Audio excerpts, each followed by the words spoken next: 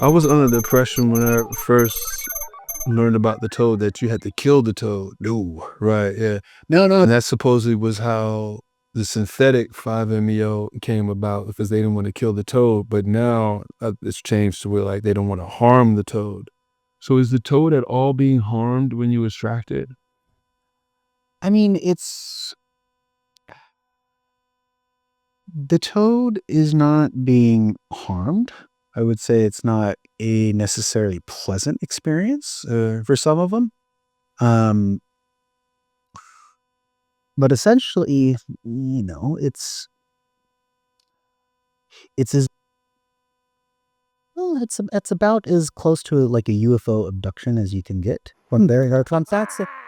Because of you're late at night, you're driving around with high beams. You got these, these beings coming out of their, best vehicle, these long extremities, right? And you have these headlamps because the light stuns them from moving. And you pick them up, right?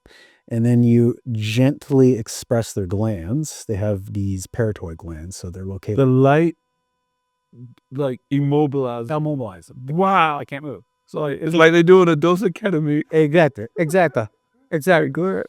Yeah. So, and then they have these parotid glands, which are like these like wart sacs. Located various glass of bodies. The more prominent ones are behind their eyes, and if you express it almost like a pimple, it shoots this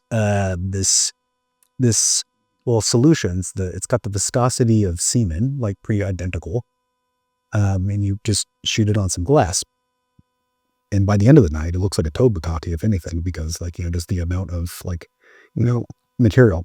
But beyond that, once you dry that all in the glass, that's what you get. It's pure 5-methoxyanidimethyl-tryptamine, bufotenine, and some other 16 alkaloids that are present within that material. That gets vaporized off, but it's all there. They are a laboratory within themselves. It's quite incredible. Right. The human body is too. But go ahead. Yeah. I guess everything is. Yeah. Everything in nature is its own laboratory in its own sense. It does. Absolutely. Yeah. But go ahead. So the toads, they're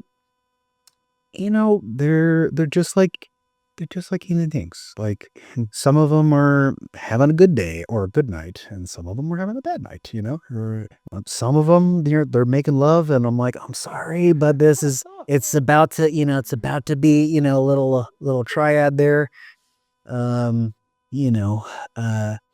Does once you take what is it called? It's not venom with the secretions. Once you take it from,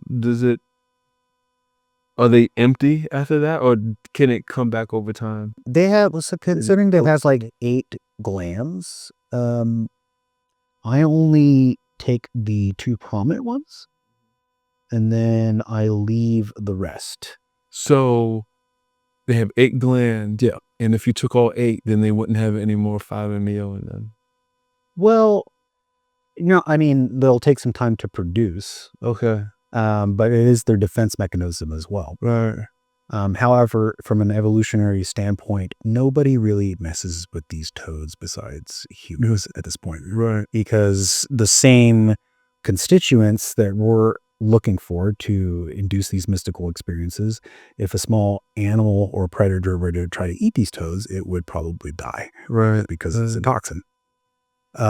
So, when the toads are out in their seasons, they're just having a party. They're really just, they like to swim, they like to eat, sing, and fuck. That's all they're doing. Nobody messes with them. Yeah. Regardless of that fact, I don't take all of their juices, and I'm very cognizant of where they were, and I'll pick them up. And then when I'm done, interacting with them, I will place them back in the same spot, in the same direction they were going, and then just leave. So it's like an alien abduction. It's just like an alien abduction. I'm telling you, man. They're just like, right. It just happened.